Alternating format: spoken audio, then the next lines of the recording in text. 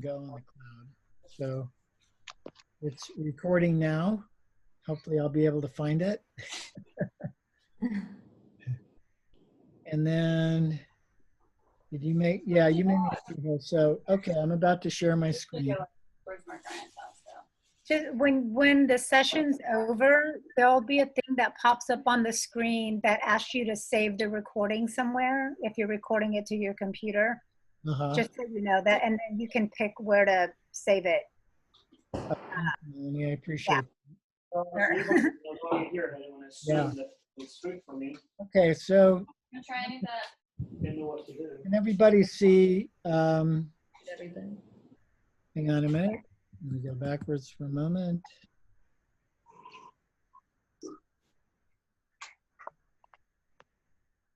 All right.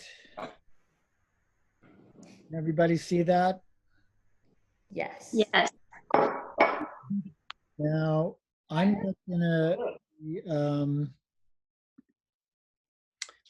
going to be responding to chat as I go along here.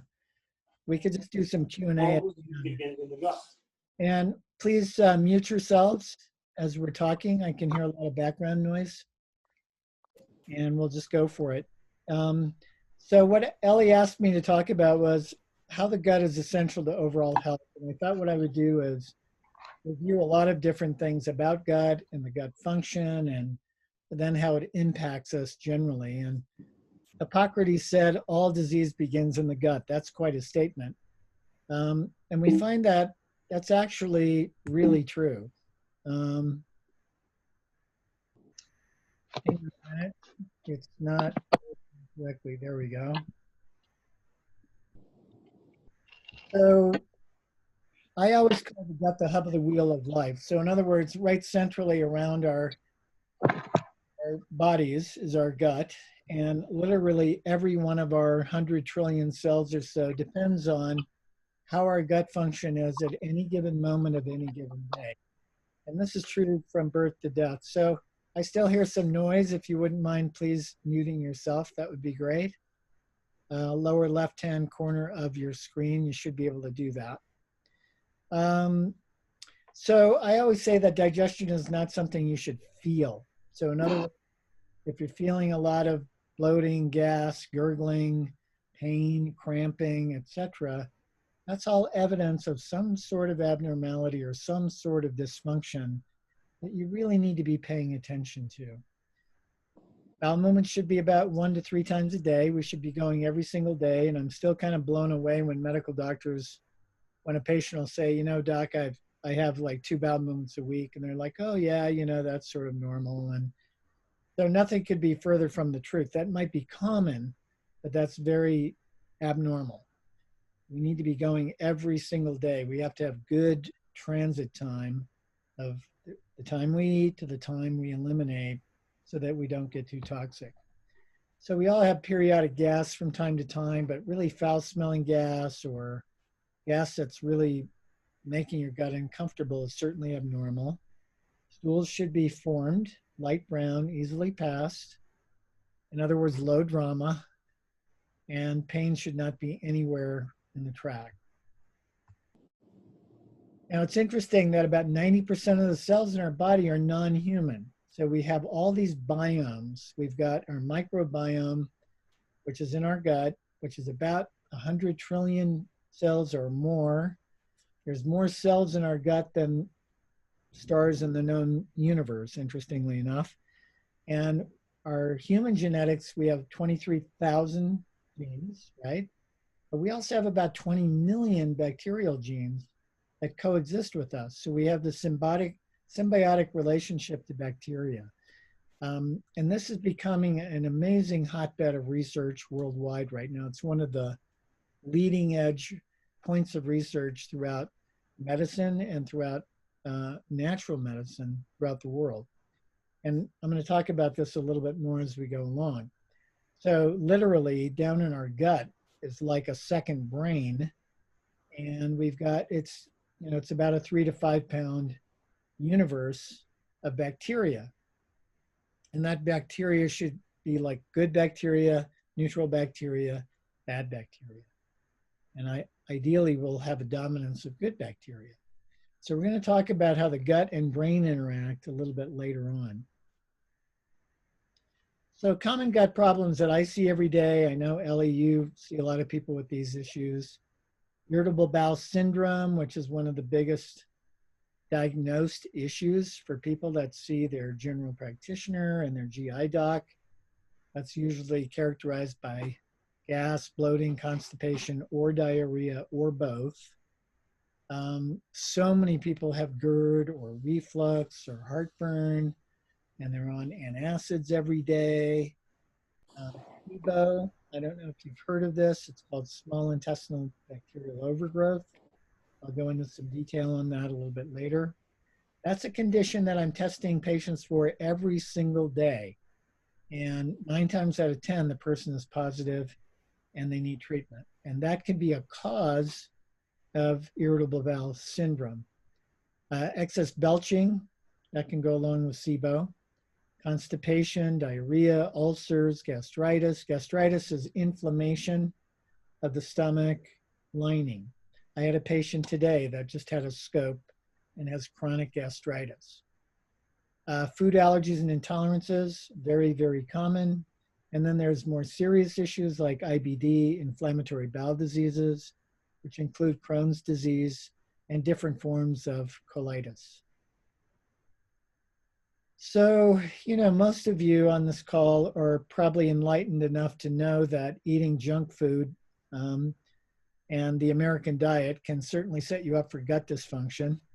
The American diet is fraught with food that has nutrients beat out of it. They're deficient of nutrients. Eating lots of poor food combinations or large combinations of foods can really be stressful on the gut. And eating genetically modified organism food like GMO corn is disastrous on the gut microbiome, which I'll go into in a little bit more detail later.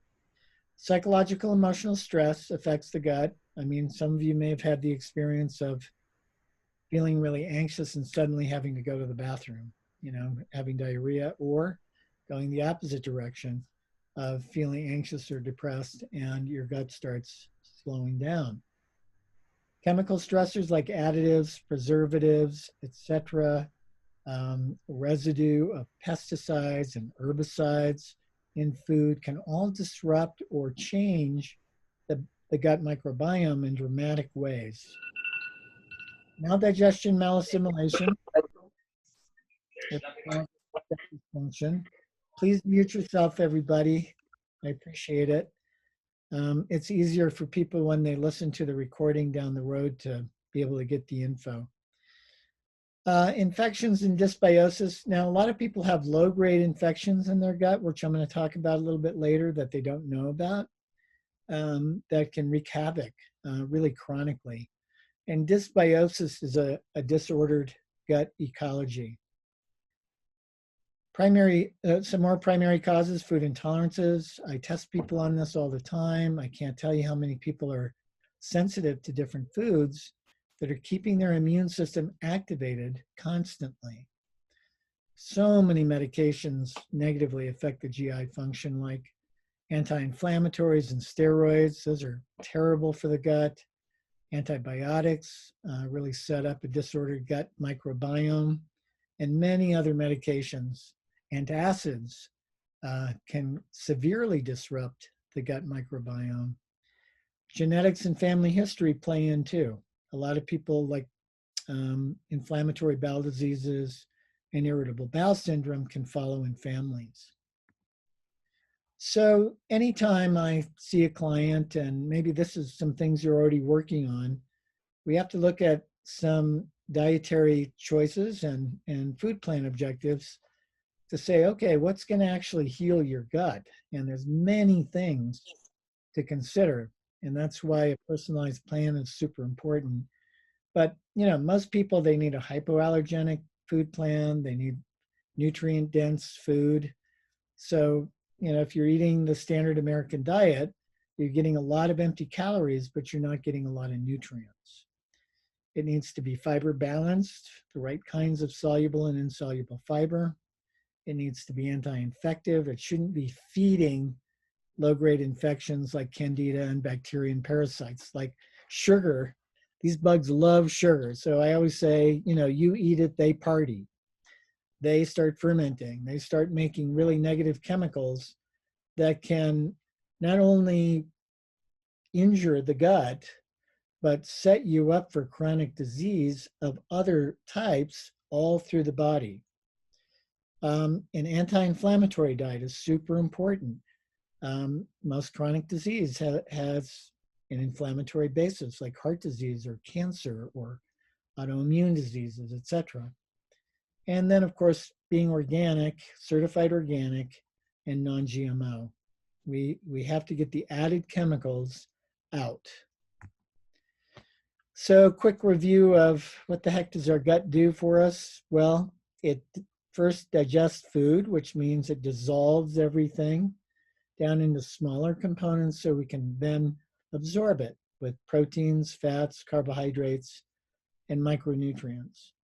And then through that whole digestive process, which is one of the most toxic events our bodies go through every single day, we have to eliminate and detoxify the waste or the fallout from that digestive process. If we're not eliminating as much waste as we're taking in or that we're creating in the digestive process, then we get excessively toxic, and then we get excessively inflamed, and that can start the ball rolling toward getting chronically sick. So, over the last couple of decades, I've been studying with the who's who of functional medicine. Dr. Jeffrey Bland kind of coined the term the 5 R's of functional medicine. And they are remove, replace, reinoculate, regenerate, repair, and relax, retain changes. So these have transformed over the years, but these, just think about these as themes that are really important for restoring gut function and restoring overall health. We're going to go into them in some detail. So in remove, we're looking at removing infections primarily. And there are some sophisticated functional medicine labs that now detect more low-grade infections that can constantly be playing into dysfunction not only in your gut, but systemically throughout your whole body. These are kind of testing that you need to be doing rather than just like a general stool test to your GI doc, because those miss a lot of things. They're looking for high-grade infections like Giardia or C. difficile or really kind of serious bacterial infections, but they don't look for subtle infections like yeast overgrowth or certain bacteria that we know can contribute to chronic disease. For example, like there's a bacteria called Klebsiella that can contribute to joint pain. And you would think, well, gosh, how can a gut bug be contributing to my joint pain? Well, I'll talk about that in just a minute. So there's stool testing, there's bacterial overgrowth testing for SIBO. And then we look for bad bacteria, yeast, and parasites. And I always say the goal is to starve them, kill them, and create an environment where they can't thrive. So once you find these bugs, you have to not keep feeding them what they want to eat so that they can perpetuate their life and keep you sick. So you want to deny them the foods, particularly certain carbohydrates that are feeding them that allow them to continue to live. And then you want to kill them, and there's certain protocols that I suggest, many practitioners suggest that are herbal, excuse me, that have good study behind them that can kill down these bugs. And then we want to create an environment where they can't thrive. And that means really getting the microbiome much more robust, much more diverse with beneficial bacteria. All right, so this is a sample of a stool test result. I'm not going to go into this in great detail by any means. I'm going to maybe just say, okay, so for example, this person right here, you can see that they have low pancreas enzymes. And therefore, they're not going to fully digest their food, their protein, fats, and carbohydrates like they should be. They've got some low beneficial bacteria, and they've got PP bacteria, means potentially pathogenic or disease causing, and they have potentially disease causing yeast. And then it shows us the relative balance of bacteria one to another. And that's, I think, way too complicated to get into tonight. But just to have an appreciation that we have access to really sophisticated stool testing now, where we can see these subtle dysfunctions that can be keeping you chronically sick. So here's another page showing numerous other markers in stool. For example, here's some really, for some reason, the little pointer is not working just exactly right here. It's kind of bouncing. It's got a mind of its own. Not sure why that's doing that. Okay, I give up. Anyway, it's showing how well you're digesting. Do you have protein and fat left over in your stool? Do you have inflammation in that middle section in the colon? And then do you have some metabolic imbalances down at the bottom?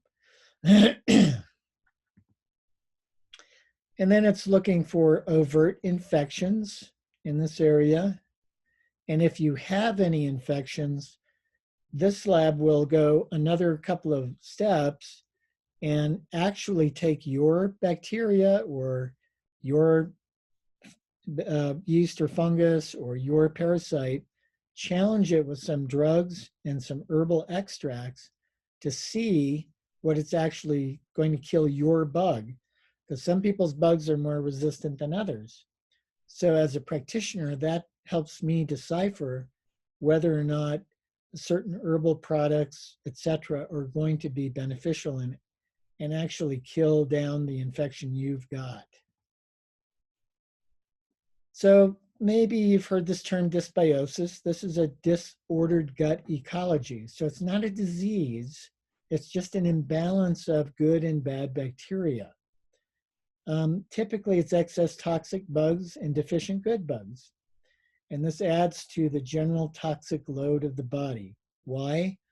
Because these bad bugs, through their metabolism, are creating chemicals that can be inflammatory, that can be immune suppressive, that can interfere with nutrient absorption, that can damage the gut lining and give you a leaky gut. And the list goes on and on and on and on. Excuse me, the causes of dysbiosis can be many, some of which I've already touched on, like antibiotics, drugs, eating drugged animals. So if you're eating a cow that's been eating a lot of antibiotics, guess what? You're going to be taking in some of those antibiotics and they're going to be killing down some of your good bacteria. Antacids are terrible. You need stomach acid to kill bugs in the small intestine. Synthetic hormones, GMO foods, C-sections actually disrupt the gut microbiome. Having baby formula. Stress we touched on earlier, eating less fiber. Not enough fiber can lower down your good bacteria. Too much sugar and carbs. I'm going to say that many times this evening because simple carbs dramatically impact the gut microbiome. Gluten and genetic changes. Gluten can, if you're sensitive to it, can completely disrupt the gut microbiome. Other infections, food allergies we'll talk about, environmental toxins, heavy metals, and artificial sweeteners. Now, this sounds really depressing because we're exposed to these things frequently. But the good news is we can have control over most of this. Now, almost every day, I see patients that come in and say, you know, Todd, by the end of the day, I feel 3 or 4 months pregnant. You know, I might have a flat belly in the morning, and then by the evening, I look like this woman in this picture where I'm breaking through my jeans. And I even have patients like getting out their cell phones and taking pictures of it. from the side and showing this to me. And, when they say that to me, and when they say they're having gas and bloating and distress in their gut and altered bowel movements, and then other symptoms that are not, listed here, like nausea, gas, bloating, diarrhea, bad breath, constipation, malnutrition, severe cases of SIBO are people who can barely eat because their gut is so distressed. I have patients like that. If this goes on for a long time, people go into muscle weakness, joint aches and pains, brain fog, mood disorders, anxiety, depression, insomnia, headaches, reflux, even neuropathy and skin rashes. Just, it's kind of amazing how many things can be tied to SIBO. And it's being thought these days that SIBO is a major cause of irritable bowel syndrome and highly overlooked. So this really needs to be tested much more than it is. Now, what is that? I mean, what happens is SIBO is defined as an excessive amount of bacteria in the small intestine where it doesn't belong. So the small intestine is essentially sterile. The upper part and the middle part is essentially sterile. The lower part has some bacteria. It shouldn't have a lot. It's a condition where colonic or anaerobic bacteria, those normally found in the large intestine, are found in significant populations in the small intestine where they ferment disaccharides. So these are a family of carbohydrates that they like. So for example, if you're eating a lot of grains or flour or sugar, it's a direct feed to these bad bacteria if you have an overgrowth of them. So I like to say that when you eat it, they party, they ferment, and they start making excessive, this is what it says, the next line there, SIBO bacteria produce gases, hydrogen and methane gas, as byproducts of this sugar metabolism, okay? So we've got these aerophilic strains in Escherichia coli, Staphylococcus, Klebsiella, et cetera, et cetera. You don't need to commit those to memory unless you're a practitioner, but suffice it to say, we can easily test for this. I'll get to that in a second. The key things to remember is most bacteria, trillions, are in the colon, and we need them to be there. We want fermentation going on in the colon. We don't want fermentation going on in the small intestine. So most bacteria contained in food are killed by the acidity in the stomach. So if you don't have enough stomach acid or you're taking antacids, you're not going to be killing down bad bacteria that you're picking up in your food. Fiber, excuse me, not consumed in the small intestine is fermented in the colon, producing something called short-chain fatty acids. And there's 3 of them. And those fats help protect the gastric lining, as well as help the energy of the colon. Like in constipation, it helps the colon do peristaltic action to move things through. So stool testing can actually measure the amount of short chain fats you've got. Super, super important.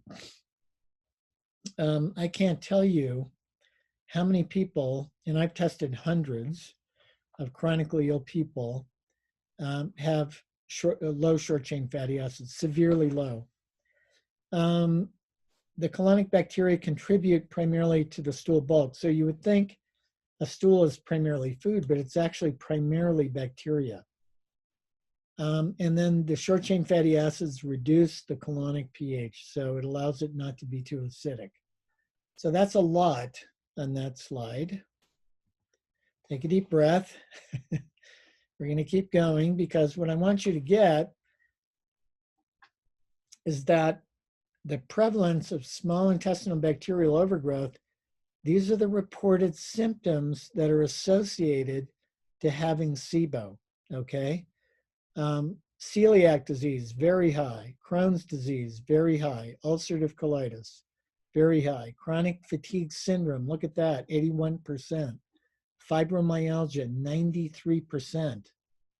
Irritable bowel syndrome, up to 78%. I think it's higher than that, actually. Gastrectomy, that's where the intestine is resectioned with surgery, very high. Everybody I see that has any kind of intestinal resection or surgery, I suggest they get SIBO testing. Type 2 diabetes, very prevalent. Hypothyroidism, obesity, rosacea, which is a skin rash, and hypochlorhydria from taking antacids, and meaning lack of stomach acid. If somebody's been taking antacids for years and years, very likely that they have SIBO. Bear with me, I've been talking to patients all day. My voice is a little bit strained. The other thing about SIBO is it can create nutrient deficiencies like vitamin A, D, E, and K. Those kind of important, especially during a pandemic. We're needing the fat-soluble vitamins for immune function. This is due to bacterial deconjugation of bile salts, meaning they break down bile salts, and that interferes with these fat-soluble vitamin absorption. Vitamin B12 deficiency and folate levels can be normal, but frequently elevated due to an increased synthesis of folate. Magnesium deficiencies are very commonly seen in SIBO, and that can manifest as things like muscle tension, muscle twitching, muscle spasms. How do you find out if you've got SIBO? You have a 1 to 2 day prep where you eat a certain way, definitely not a way I normally recommend. It's a way to challenge your gut with some simple carbohydrates. And then you do a 12-hour fast overnight. And then you drink this sugary drink called lactulose, which is an engineered sugar. And as it goes down through the intestine, you're breathing in a tube every 20 minutes for 3 hours. And it shows the parts per million of hydrogen and methane gas in your breath. So when you're at the 90-minute mark, if it raises too much over the baseline, then that's diagnostic for SIBO. And it's quite common. Methane-based SIBO tends to be really constipating, but both hydrogen and methane can be constipating. Hydrogen might be more loose stools. All right, so what do you do if you have SIBO? Well, there's something called the FODMAP diet. It's also called the specific carbohydrate diet. This is to the starve 'em stage, taking out the fermentable carbohydrates that these bacteria like to eat. Some people need to do what's called an elemental diet, where they're drinking a medical powder, medical food powder that's already pre-digested, because I've had some SIBO patients where they literally cannot eat. All they can do is live on this elemental diet powder for a couple of weeks, reset their gut, and then gradually add food back in. There's some herbal protocols. Again, I'm not going deeply into protocols this evening. I just want to plant seeds. That's like a whole nother presentation, I think. But there are some herbal protocols that now have double-blind, placebo-controlled clinical trials for treating SIBO. And then antibiotics, which patients rarely resort to, but in severe cases, once in a while it's warranted.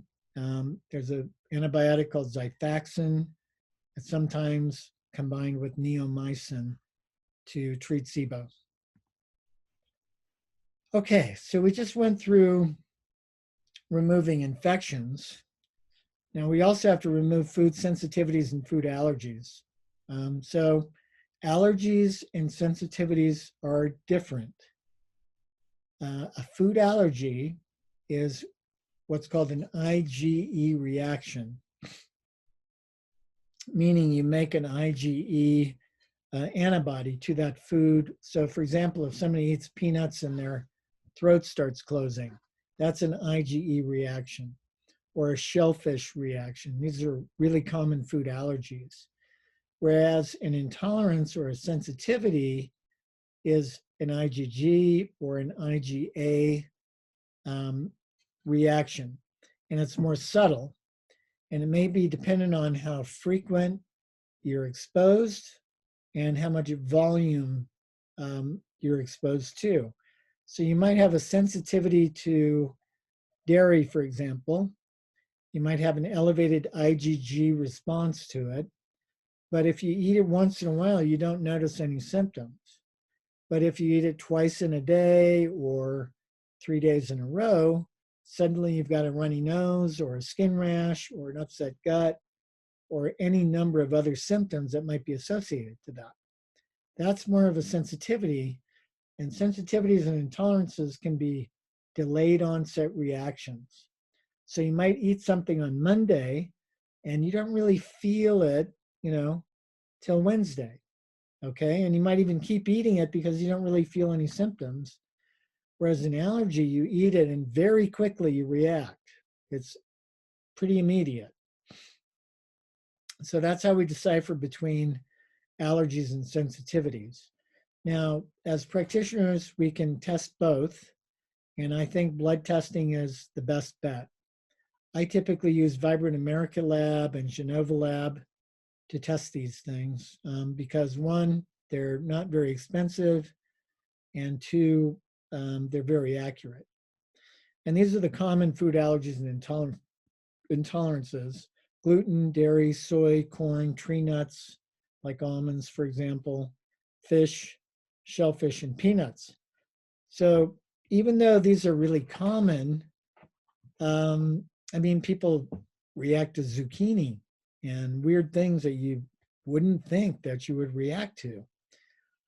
So I always say, if you're having a lot of gut problems, figure out the infective and microbiome environment first, treat that first, try and get that cleared up, then test for food sensitivities, because if you're testing for food sensitivities in the midst of a disordered gut, guess what? You might have false positives.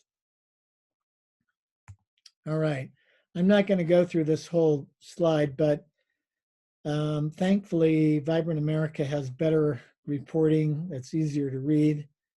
But Vibrant America does this test called Wheat Zoomer, and it's the most comprehensive gluten sensitivity test there is for looking at every fraction of gluten. There's lots of proteins in gluten. There's gliadins and gluteomorphins and all these other proteins. And the lab looks at antibodies to all those proteins, okay? And that's really definitive as to whether or not you're gluten sensitive versus having allergy or being celiac.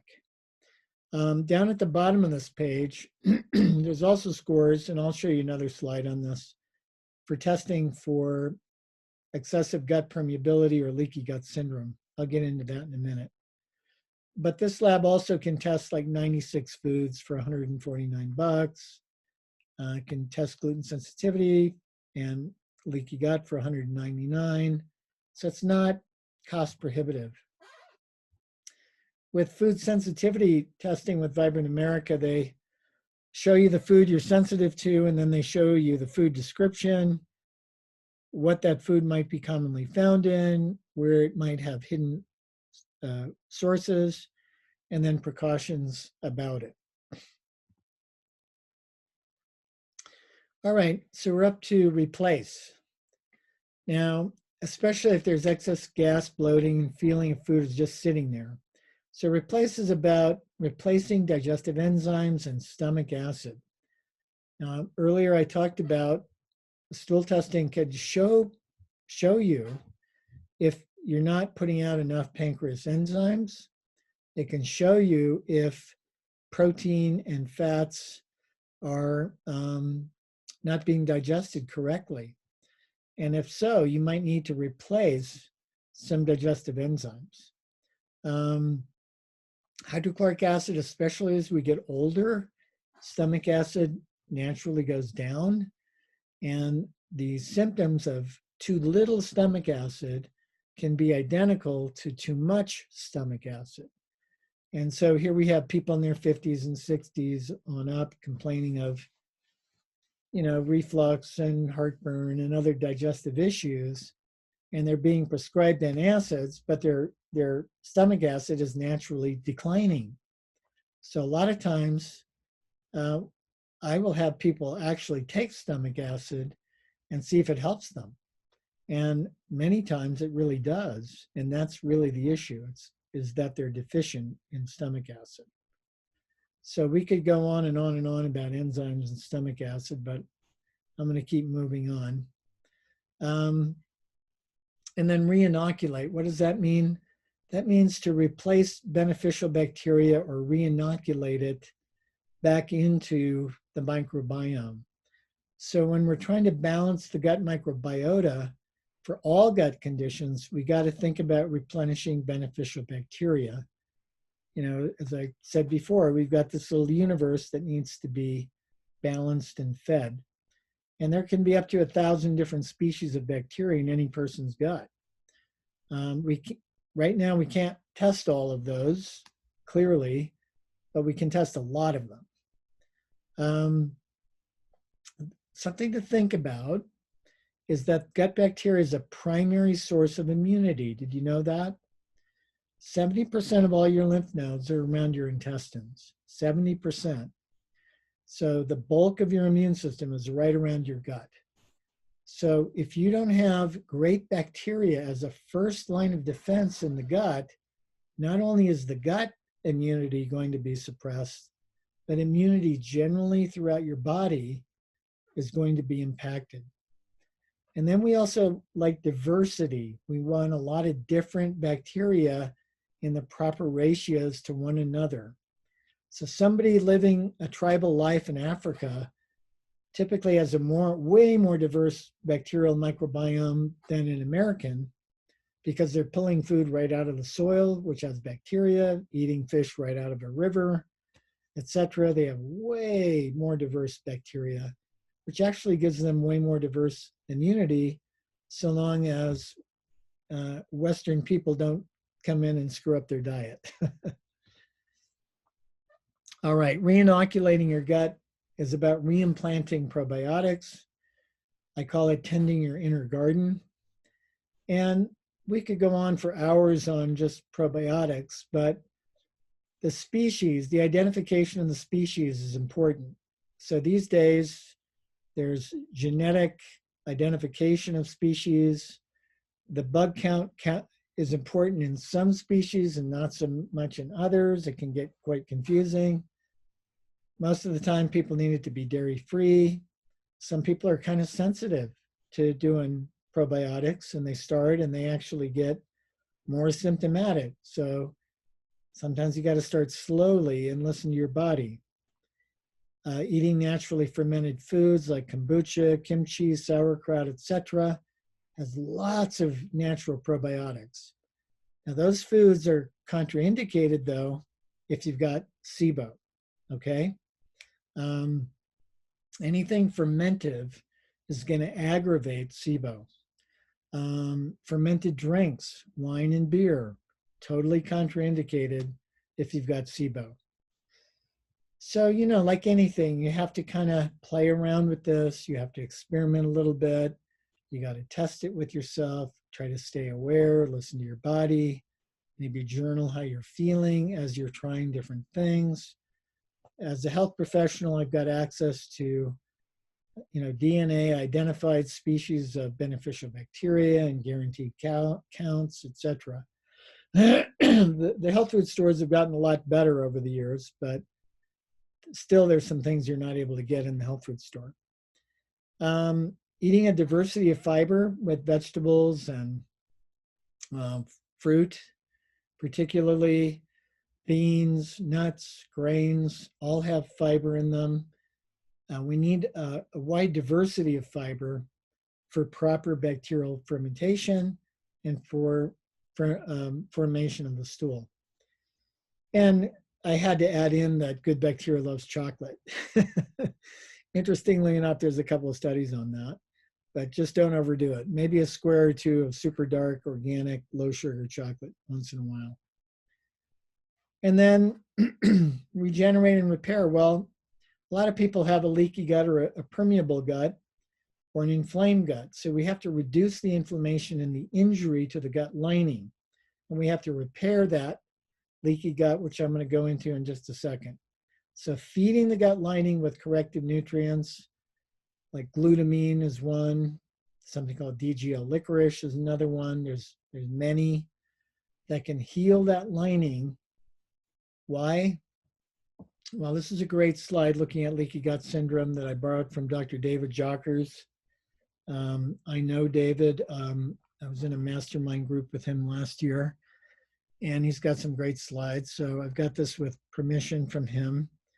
And you can see that there's lots of triggers that could cause leaky gut, which is the spaces that form between the junctures of the cells that are right on, that line the intestine.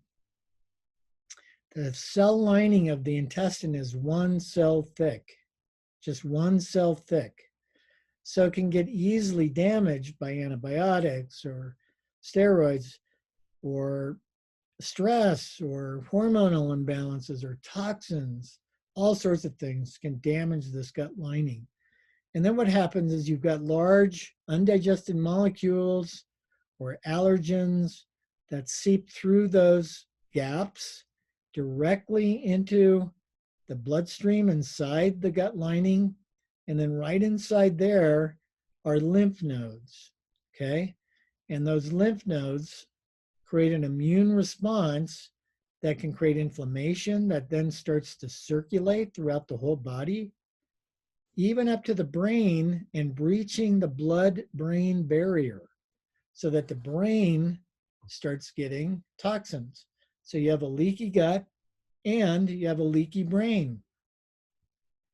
It can trigger and cause autoimmunity, amazingly enough.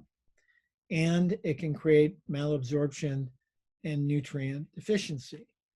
So I like this slide, an interface between health and disease, leaky gut syndrome, intestinal permeability. It goes undiagnosed in many conditions. Every single one of these conditions have been scientifically documented to be related to leaky gut syndrome. Excuse me a second.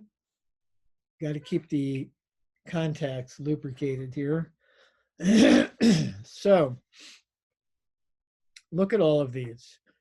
Everything from fibromyalgia to mental illness to food allergies to diabetes, on and on and on and on. So leaky gut is extremely prevalent. It's rare when I see a patient that doesn't have it. The good news is the lining of the gastric tract repairs very quickly. Those cells are turning over, so every 2 or 3 days, you've got a completely new gut lining. But if it's damaged, then it's replicating in a damaged way all the time. So you have to take steps to repair it. So you have to remove the stresses. We just went through remove infections, remove toxins and allergens, and then we have to do reparative work to get the gut lining back on track. This is a little bit better representation of blood work. It shows occludin, zonulin antibodies.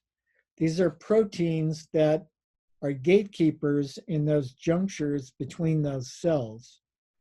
So if these antibodies are elevated, you've got leaky gut syndrome.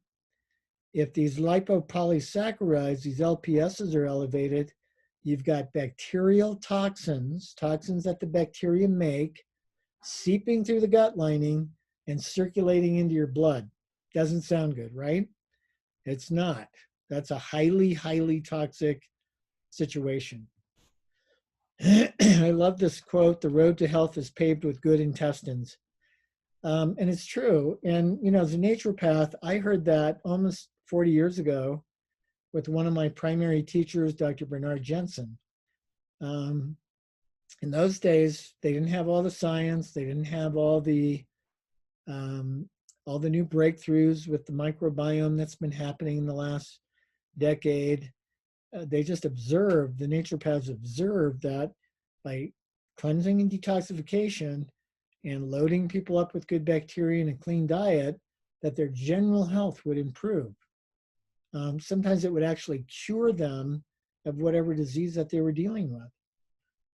So to kind of recap, the microbiome is at big risk from conventional food and treatment. I'll let you go back through this list. One other thing we should add in there is plastics and heavy metals. Microplastics now are in everything. It's ubiquitous in the oceans, the air. It's really sad. Try to get away from plastic use as much as you can. Try and store food in glass. Try to cook in stainless steel or glass or green nonstick pans, etc. Ceramics, way safer. These are what I call microbiome destroyers. If you do excessive caffeine, some coffee is actually good for the microbiome, strangely enough, so long as it's organic. Artificial sweeteners can be really damaging. Trans and fried fats. Fried fats increase inflammation in the gut, as well as everywhere in the body. Of course, minimize or eliminate the whites, white rice, white flour, white potatoes, white sugar, and refined flours of any kind. I just talked about minimizing plastic use. Eliminate GMO foods. Look for non-GMO verified labels on food. Eliminate additives, colorings, and preservatives. In other words, eat food like nature intended you to eat. It's called food.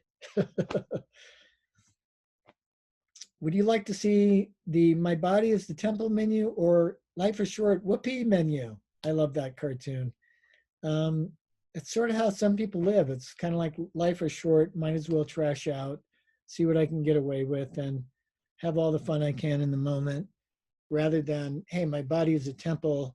How do I really look at it as sacred and care for it in that way? So not only that, the gut is connected to the brain. It's actually connected to everything, but there's lots of research now. Dr. Mark Hyman, Bugs in Your Gut, determine more about your health and your emotional and mental well-being than you ever imagined. The research is exploding on this. Great book I would recommend is over there to the right, The Mind-Gut Connection. But there's many articles, books, research papers that are now coming out about the gut microbiome related to all aspects of health. And it's become, like the slide says, a national conversation. This is a whole new era in medicine. And we even know that gut bacteria has determining impact on how your mood, your mind can function.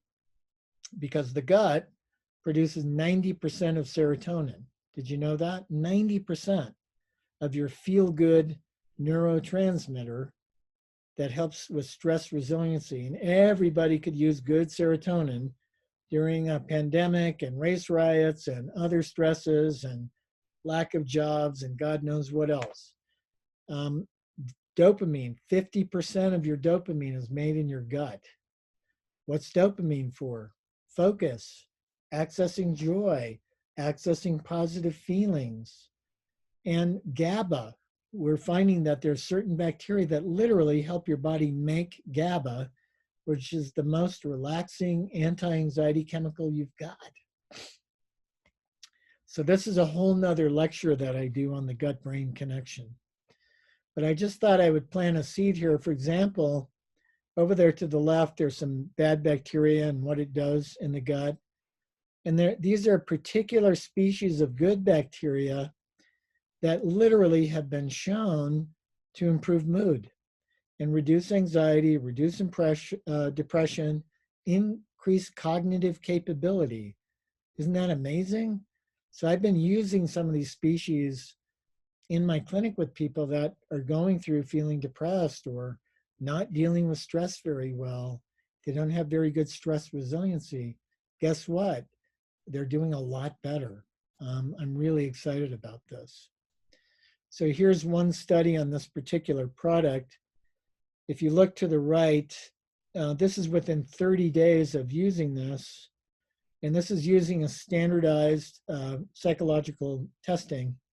They had lower tension by 45%, lower depression by 55%, lower anger by 54%, lower fatigue by 64%.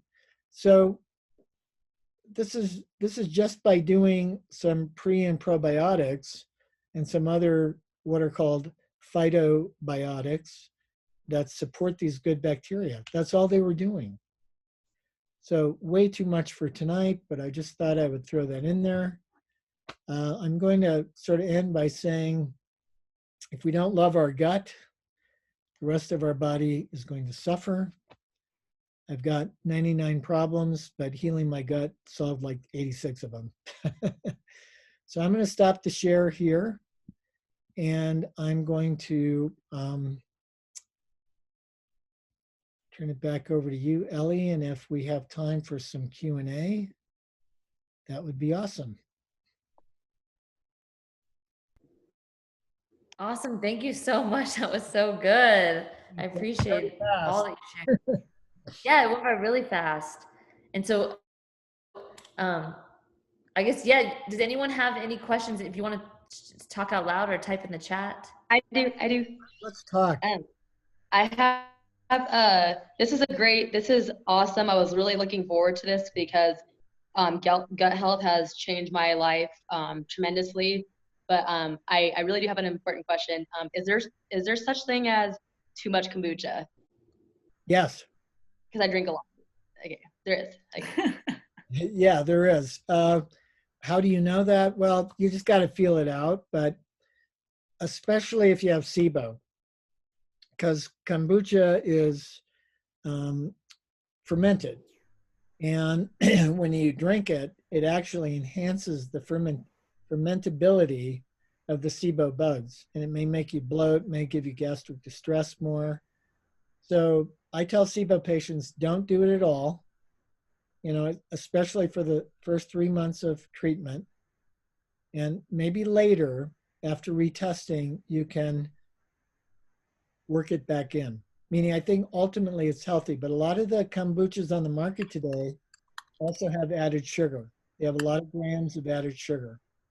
And, per serving, you want it to be under 10 grams or under 7 grams of sugars, okay? Some people are drinking kombuchas that have like 20 grams of sugar or more. And that is bad news. So good question. Thank you. Ellie, you're welcome. Ellie, you asked about elimination diet versus lab testing. Both are good.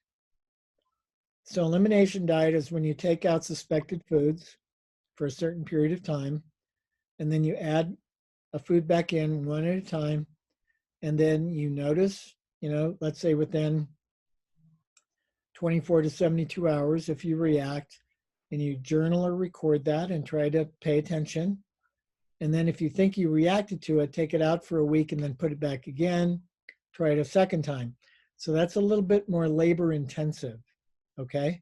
Now, what I find is elimination diets show higher levels of sensitivity or reactivity. They don't necessarily show subtle reactivity. And that's where I like blood testing, because you can be subtly reacting all the time to something you're eating all the time and keeping your immune system activated, and you don't know it because it's not an overt symptom. So either one, if you don't have the money, definitely do the elimination diet. It's called elimination provocation. You eliminate the food for a while, and then you try and provoke your body by putting the food in your body, okay? And that's fairly reliable, but personally, I like lab testing more. Melanie, you want me to respond privately, I think? No. I was just asking the question. like, where do you start? Like, if you always experience a lot of bloating as one example, like, do you do a test, the breath thing? I always say, do the SIBO testing and stool testing first. And let's say if your finances are strained, do SIBO testing first. So if bloating is the dominant symptom, okay? If you have other gastric symptoms without so much bloating, you might need to do stool testing first. SIBO testing is small intestine, stool testing is large intestine, okay?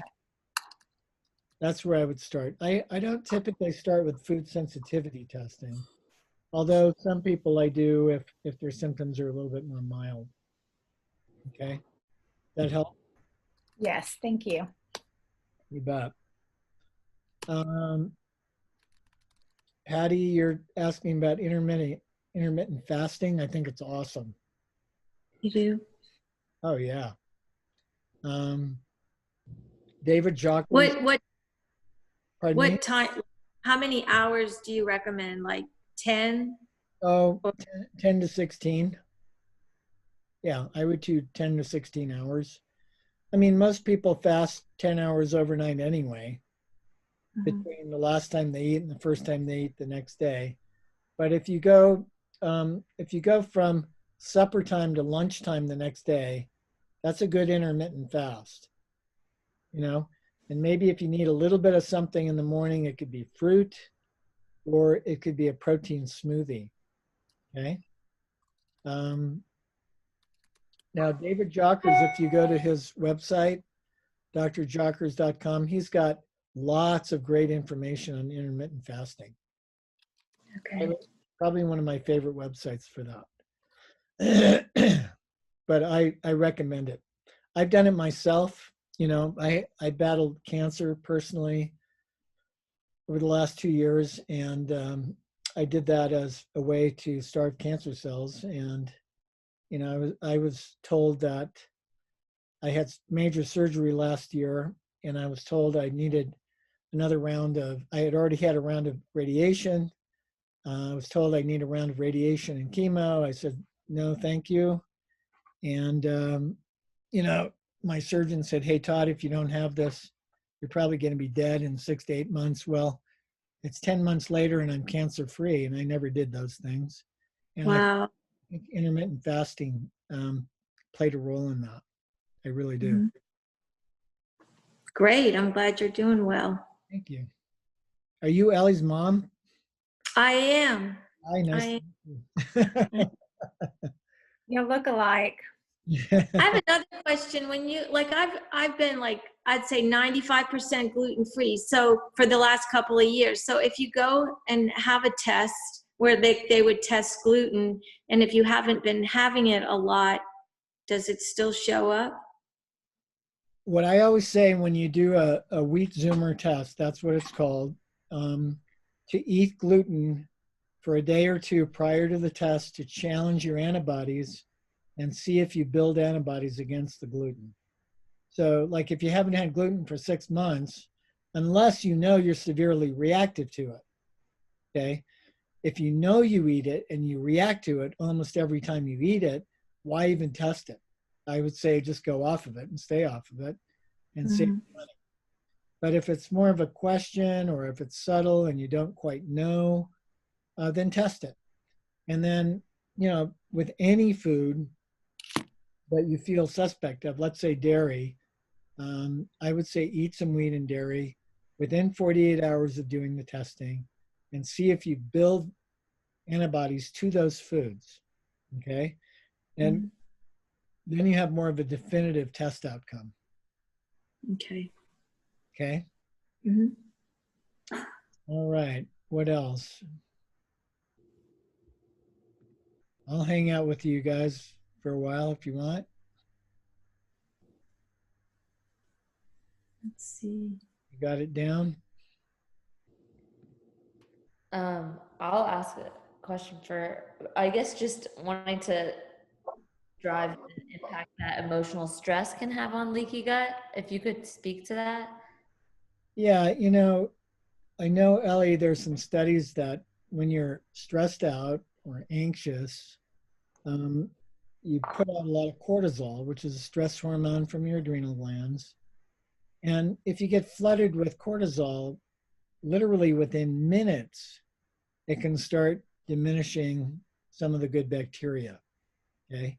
It can have negative impact on good bacteria. Nobody fully understands that, but we know it happens. All right. So even just being, let's say if you eat really well and you're quite focused on eating well, but you're going through a divorce or you lost your job or any number of other stressors. You have a child who's really going through something. And when that's happening day in and day out over time, it can diminish the beneficial bacteria. And I've had people like suddenly go, gosh, I never had gut problems before, and now I do. And they didn't eat differently. They weren't really doing much else differently other than they had that stressful circumstance. And maybe in that stressful circumstance, they weren't taking care of themselves as well as they should be or could be. So, stress is a big one. So being able to meditate, journal, actively, I know you teach some of this, Ellie, with mindful eating, really shifting into that parasympathetic nervous system state when you eat. Parasympathetic state favors digestive secretions and peristaltic action and good bacteria, okay? So rather than eating, watching the news or a horror movie or having a fight with your girlfriend or your boyfriend or, too much chaos in the house while you're eating, you gotta fiercely get rid of that stuff and make eating a relaxing ritual. And that, I became a naturopath because I had chronic gut problems. And one of the first thing anybody told me that was helpful was an old chiropractor who asked me, do you eat quickly? And I said, yeah, I like shoveled in food. Like eating was a distraction to the rest of my life. I wanted to eat and get on with things, right?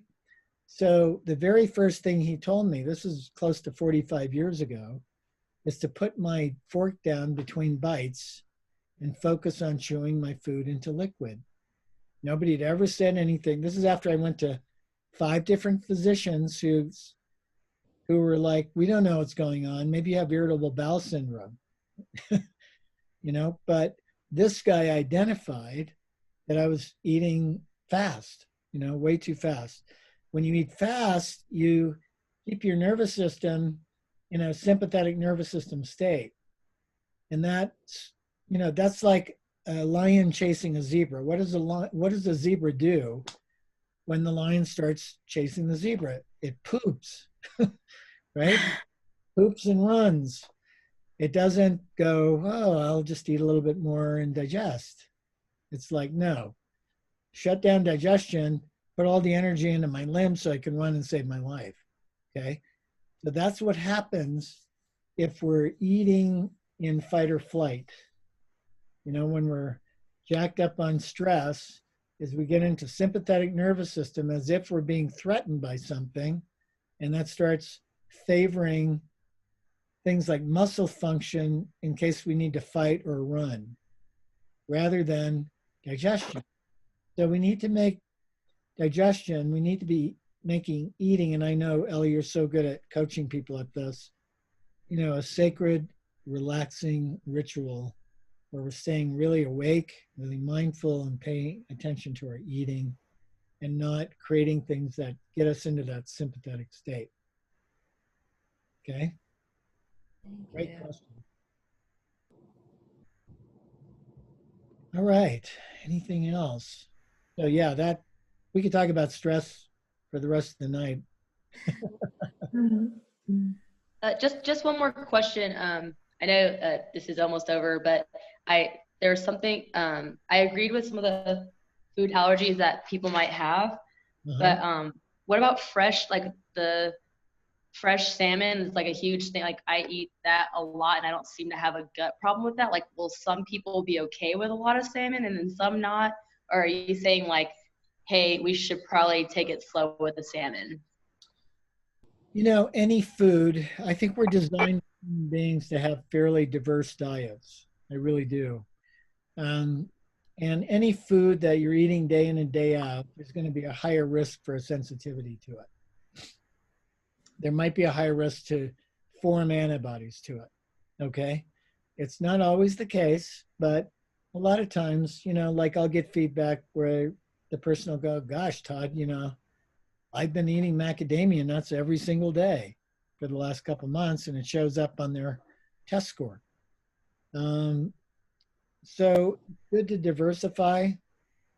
But let's say if you are eating salmon, let's say 3 times a week or something, Abby, you know, and you test and you're clear, well, fine. You know, that food is doing okay for you. You're not building antibodies to it. So it's okay. So it's kind of like that. Well, this is subjective, like everything in moderation, kind of, and just kind of watching it. Is that what you mean? Definitely. Okay. Yeah, meaning if you're eating beef, you know, 4 times a week, the likelihood of reacting to beef goes up, or chicken, or turkey, or whatever the heck you're eating, or eggs. The less diverse the diet is, the more chance for reactions. Okay. And also, if the food is not organic, the more chance for reactions. So organic, when you like grocery shop, is always better, even though it's a little bit more pricey. It's worth it. Organic always.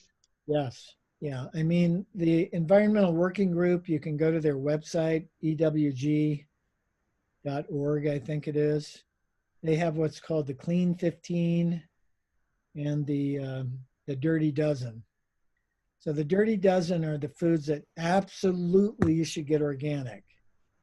They're some of the most heavily sprayed crops in the country. So like non-organic kale is one of the most heavily sprayed crops in the country. Okay. The Clean 15 are foods like avocados and some other foods that even if you get them conventionally grown, they're not laden with pesticides and herbicides. Okay. And by the way, coffee is one of the most sprayed crops in the world. Oh, geez. Sorry, Patty, but you know, it comes from Central America or Mexico, etc. And even if it's organic? Now, if it's organic, it's totally fine. Okay. If it's not organic, it has pesticides and herbicides that are cancer causing that have been banned in this country, but they're used in those countries, and then the coffee is sold back to this country. It's just sort of crazy. So try to go out of your way to get certified organic food as much as you can. Okay. Now, when you were saying about a variety of food, a couple years ago, I had a food test done, and it was like everything that I ate showed up bad. And it's, so how, like, are you saying like a couple times a week you eat the same? Like I eat blueberries every day, like for months. So do I. So that's not a good thing, or is it? You know, the whole question of is it a good thing or a bad thing is you have to figure that out. So what I would say is you need to do a food sensitivity test and see if you're reacting to it. But on the other hand, if you do a test and you're reacting to lots of stuff, that's a good indication of a leaky gut and a disordered gut microbiome.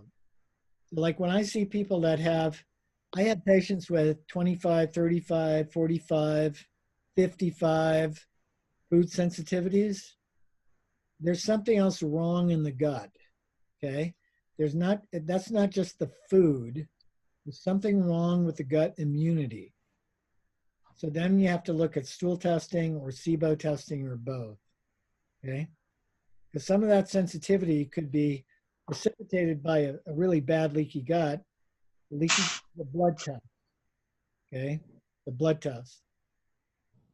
I do that for $149 to look at antibodies that show up in the blood that indicate a leaky gut, or if those LPSs, lipopolysaccharides, are transferring into the blood from bacteria in the gut. That'll make you way more food sensitive in general. Mm-hmm. Okay. So that's how we have to kind of look at the puzzle pieces. That's a really good question, because everyone will have a that's like, they just look like they're reacting to everything. And then it's like, what the heck are they going to eat? Right. But the deeper question in a lot of those people is they have really bad leaky guts and they have really disordered gut ecologies. And we have to find that out and then take steps to repair it. Mm-hmm. Those 5 R's that we talked about.